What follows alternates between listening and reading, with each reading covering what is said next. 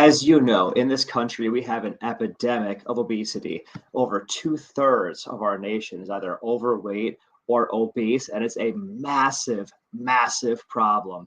In this episode of the podcast, I'm going to put my doctorate hat on and outline some of the factors, maybe like the most of the factors that directly impact your success or your failure with your weight loss objectives.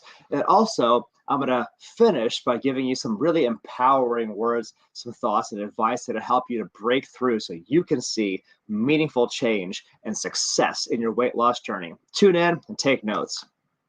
Welcome to the CrossFit Edwardsville Community Podcast, where we hear and learn from our coaches, CrossFitters, and Glen Ed community leaders. Now, here are your hosts, Dallas and Greg. What is up, guys? I'm Coach G. I'm one of the coaching team here at CrossFit Edwardsville. I got my doctorate from Washington University in 2013, and I've been in the coaching space, the health and wellness space, for the better part of 2 decades now, and I've seen a lot. And I'm disheartened as I look to our country at large to see that obesity and overweight and all of these completely preventable medical conditions continue to become more and more of a problem. The prevalence continues to grow, and it's concerning because it doesn't need to be that way. But for anybody who is on this journey of personal growth, personal transformation, turning your body into its best version, an athletic, capable, the kind of body you're proud of when you're at the pool party, the kind of body that empowers you to go out and do all kinds of cool stuff and have no limitations in the activities that you do. It's such a winnable battle, but getting to there can be such a complex and challenging battle for so many people. Weight loss, success, and failure is a highly complex, multifactorial pursuit. And there are a lot of factors that play a role in your success or failure. Broadly categorized, there's physiological, psychological, behavioral, and environmental influences. And in this episode, I'll briefly touch on each of these so you can be aware of some of the potential roadblocks that could be in your way. But then also, I'm going to help you to find ways around them. Most importantly, help you identify what makes the biggest difference in your success or failure. So let's get into it. Number one, physiological factors. Metabolic rate is a real thing. Some individuals have slower metabolism and they burn fewer calories at rest, making weight loss more challenging, versus others have higher metabolic rates, and that makes a difference as well. Hormonal imbalances are also a real thing. Conditions like hypothyroidism, polycystic ovarian syndrome, PCOS, insulin resistance, all of these things also can affect your weight loss or weight gain or challenge you in your pursuit of changing trends. Genetics. Genetic predisposition can also influence your body weight, your fat distribution, how easily weight is gained or lost by you. All these physiological factors do play a part in your journey. Let's go to number 2, psychological factors. So, stress and emotional eating is one of the big things that I see in folks that really struggle with their weight. Stress, anxiety, depression can all lead to overeating and choosing unhealthy foods or self-destructive eating patterns for comfort. This is a very real thing.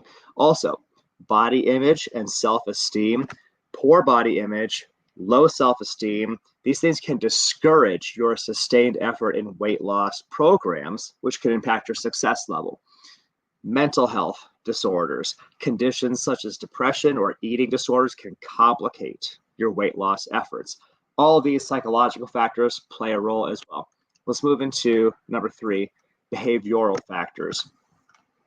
So right off the bat, your dietary choices, they matter. Higher intake of processed foods, sugary beverages, bigger excessive portion sizes, any of these can hinder your weight loss journey. there's probably something that you have in your diet and you know it's holding you back. I don't even need to say it. Like, you already know that, you can picture it when I say, hey, what's one thing you could do to improve your diet? You probably already know the answer to that, because you know there's this thing that's holding you back. Your dietary choices, they matter. Also, inconsistent eating patterns is a behavioral factor. Skipping meals or erratic eating schedules can negatively impact your metabolism and your hunger regulation, your body's ability to effectively send satiety signals, send appropriate satiety signals. All of this can factor in, as well as a lack of physical activity or insufficient exercise activity. A sedentary lifestyle is a very common thing, especially amongst white collar knowledge workers that often have jobs that have them sitting for hours or even like the entire day. This sedentary lifestyle, this inactivity, contributes to weight gain. It makes it difficult to lose weight. So all of these are behavioral factors. Let's talk about some environmental factors. Access to healthy foods is one of the things that for some populations is also a factor. Not everybody has the same ease of access to fresh, nutritious foods with a shelf life, your produce, your vegetables, your fruits, versus all the processed stuff in boxes and bags that has a forever shelf life and is slowly killing our country. The access to healthy foods, or lack thereof, can make healthy eating more challenging. Socioeconomic status plays a factor. Financial constraints can limit access to healthier food options and fitness resources. And then there's also cultural and social influences. Different cultures have different norms. Different social circles have different expectations. And all that can influence your eating habits and your attitudes towards weight, therefore impacting your willingness to make changes or not. Those are all environmental factors. Then you get into stuff like medical conditions and medications, chronic illnesses, your diabetes, your heart disease, your arthritis can limit physical activity and affect your metabolism and require changes with how you eat. This factors in medications. Some medications, including your antidepressants, your antipsychotics, your corticosteroids, can directly lead to weight gain as well. So those are medical factors, medical conditions and medications. Also, support and education factors, or lack thereof. Support and education can also be a thing. Like, some people just don't know any better. Insufficient knowledge or lack of understanding about nutrition, processed foods versus real foods. Do calories matter? Which calories are good calories? Portion control. Like, all of these things can affect weight loss. Or support systems, or inadequate support systems, like lack of encouragement or support from family, friends, healthcare providers. All of these things can also make it harder to stay motivated over time. And then, as a final category, unrealistic expectations and goals. A lot of people come into their weight loss journey with a quick fix mentality. They hit a rock bottom and they're like, I want changes right now, immediately, right now, I want changes. Expecting results to happen overnight is one of the things that can lead to frustration and can lead you to abandon your weight loss efforts when your progress is not as fast as you want it to be. If it took you 10 years to get into the mess that you're in, it's reasonable to expect it might take 2 years to get you out of the mix that you're in, right? Also, setting unrealistic goals, like goals that are maybe, if they're too ambitious and you don't achieve them right away, that can be discouraging for you or unsustainable in the long term. Some people do better with very ambitious goals. Some people do better with very short, easy wins, short-term goals.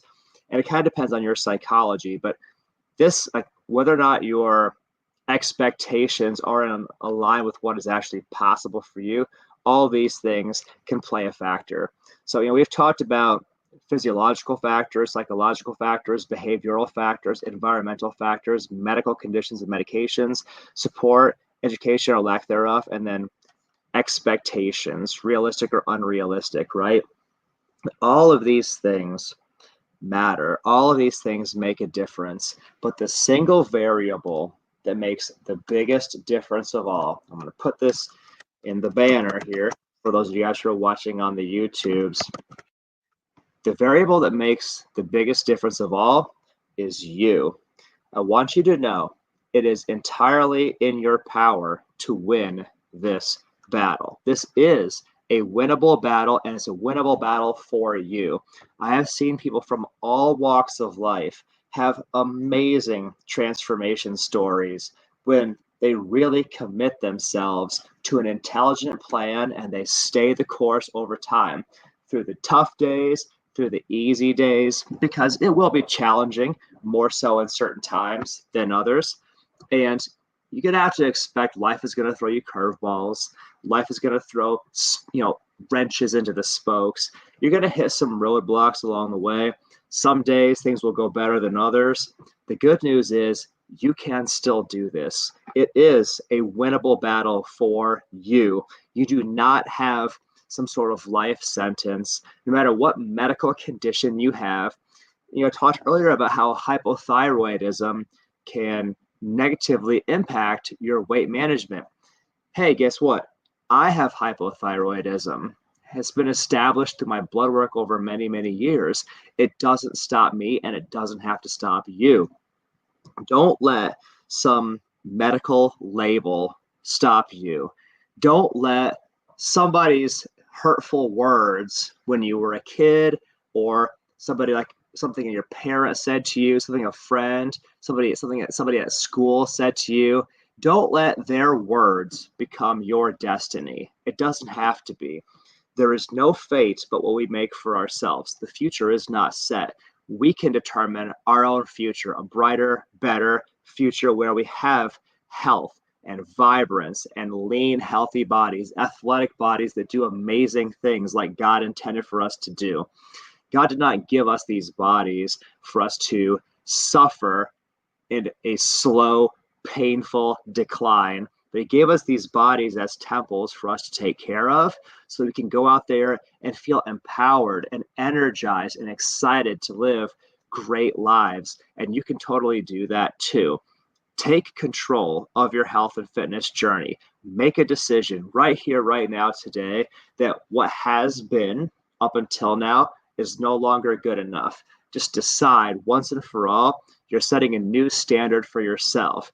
Your new standard, you live a healthy lifestyle in all of the things. You eat in a healthy way. You go out there and you do exercise on a regular basis. You challenge yourself. You push yourself outside of your comfort zone, knowing that all of your greatness is on the other side of that discomfort. You embrace that. You embrace it as a journey, as a lifestyle, because you know that on the other side of that, you're going to be living and looking how you want to look, feeling how you want to feel, performing at your best. The victory can be yours, and I hope that you go out there and pursue it. For now, I thank you for the gift of your time and your attention. I remind you one more time, the single most important variable in your success and failure in your healthy pursuit is you. You can win this battle, and I hope that you do. I'll see you guys in the next episode of the podcast.